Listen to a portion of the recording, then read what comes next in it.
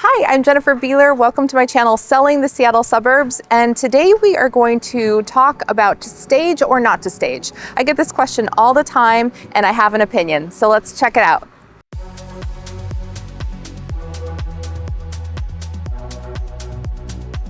So when you bring a buyer into a space and you have this wide open canvas, sometimes that's a good thing, but a lot of times that's a negative that we really want to combat with staging. So it gives a solution and it allows people to envision themselves living here. So we've got this area where does the couch go? How big of a table can I have in here? And so if you've got placed furniture, it really answers those questions and it allows people to envision themselves here.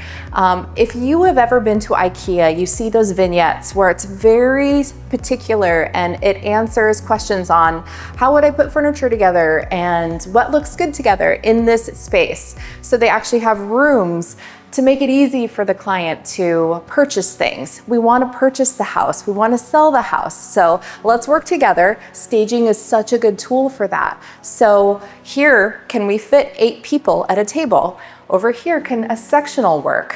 Staging just answers those questions. It also adds this feeling of beauty. So they add flowers and art and it just makes it feel really homey. So that is the purpose of staging and I'm a really big advocate of it.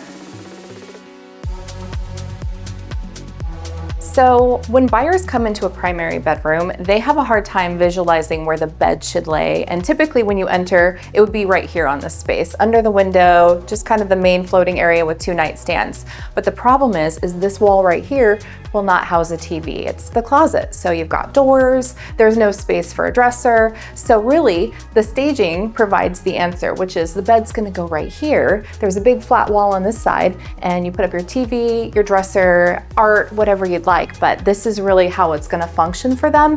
And we just wanna take the questioning out of it. To answer the budget question with staging, if you are concerned, a good solution is not to stage the secondary bedrooms. Everybody knows how this is going to be used, and it's really unnecessary to stage every single space in the house. We just want to give an overall feeling of how you're going to live in it and make it beautiful, but these spare bedrooms are okay to pass on. Now I'm going to show you an example of what a staged unit looks like and the difference. This is what I'm talking about. This is the same builder, same community, but boy, doesn't it give off a whole different feeling when you enter. It's beautiful, it feels homey, there's no echo. So this really takes the question mark out of where am I gonna place my furniture, and it gives this feeling of home. I really love what the stager did here, bringing the outside in with the plants and the greenery. They also provided more of a soft lighting with the lamps, so it gives a warmer feeling instead of just the LED can lighting. So it adds dimension, it adds some shadow, it gives some character to the space. And as you can tell in the kitchen here, it has some spatulas and just tools and little things that make a big impact. One big question is, can I have dinner parties or host Thanksgiving?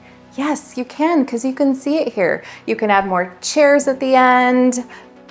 8 people can fit here, no problem. So this is really a solution to all of those question marks. As I mentioned earlier, buyers have a really hard time envisioning which wall to place their furniture in the primary suite specifically. So it takes the mystery out when you've got it laid out so beautifully. It's warm and inviting. It is not a dungeon. So you've got this lovely bathroom and it's got these greenery pieces, the towels. It just kind of feels luxurious and inviting. And where do I sign? Thank you for coming along to see why staging is so important. So to stage or not to stage is a personal preference, and feel free to reach out to discuss that more.